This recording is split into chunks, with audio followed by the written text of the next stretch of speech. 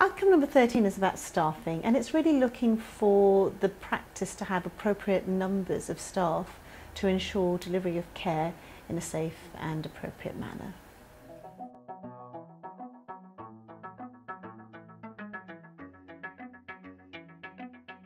When the practice has the right number of team members working in the practice, one would hope that the practice will not have delays in appointments, won't run late, won't have staff having to multitask and cover desk, for example, when they should be nursing, won't be leaving the dentist working alone.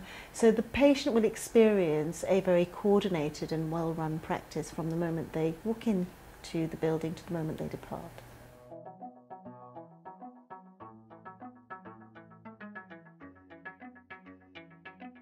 Useful links for preparing for this outcome are Principles of Dental Team Working, which is on the GDC website. Then Connecting for Health has got dental practice business continuity plan templates, and there's a Business Continuity Institute which provides guidance as well, which will all help the practice manager to ensure that they've got the right systems in place to cater for unexpected absences of team members.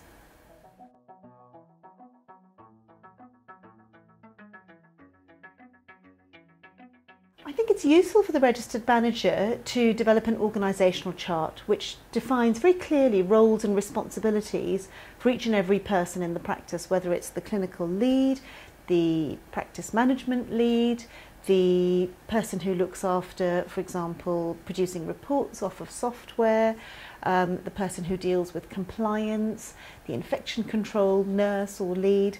And by producing an organisational chart, the practice can produce reporting lines so that everybody knows who to go to for each and every outcome and for each and every practice management topic, in fact.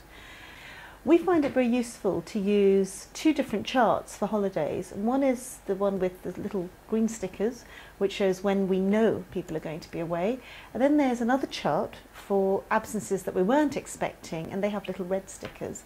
So if a particular team member ends up with 2 or 3 red stickers, it gives the registered manager an opportunity to, in a no-blame fashion, sit that team member down and explain the impact on the rest of the team when they had to cover and couldn't fulfil their own designated role or responsibility on the day that somebody may have called in and said that they weren't able to come into work for whatever reason.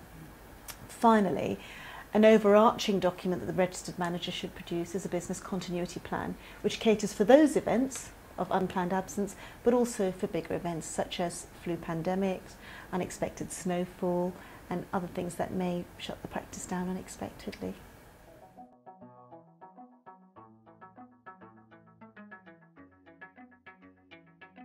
Our practice management manual for CQC will help you reorganise your existing quality assurance practice systems in 3 steps. First of all, use the A3 checklist for this outcome from the back of the manual to audit your compliance. This gap analysis helps you to identify actions that will improve outcomes for people who use your services, in other words, your patients.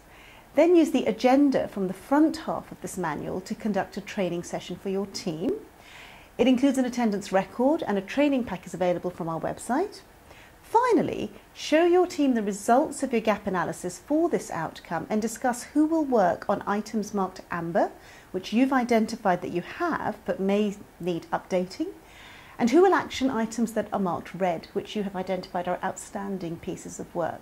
Examples might include a business continuity plan.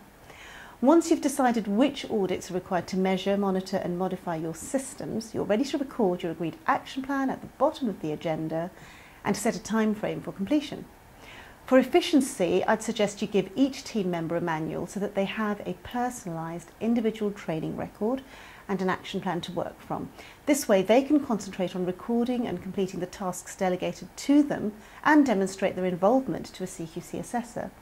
As a practice manager, your copy will be the master audit plan for the whole practice, as well as your master training record, helping you to ensure the practice meets the outcomes in section 4 of the CQC guidance, which is suitability of staffing.